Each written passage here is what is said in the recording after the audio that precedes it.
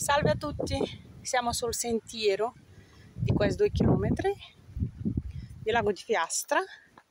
Qui ho trovato, sembrano due sorelle e qua due rocce sorelle. Qua c'è Lago di Fiastra nei Monti Sibilini, bellissimo.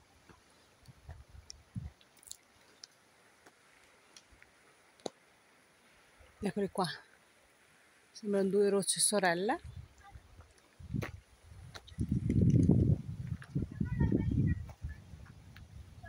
Nel lago, che è bellissimo, c'è un pino bellissimo qua.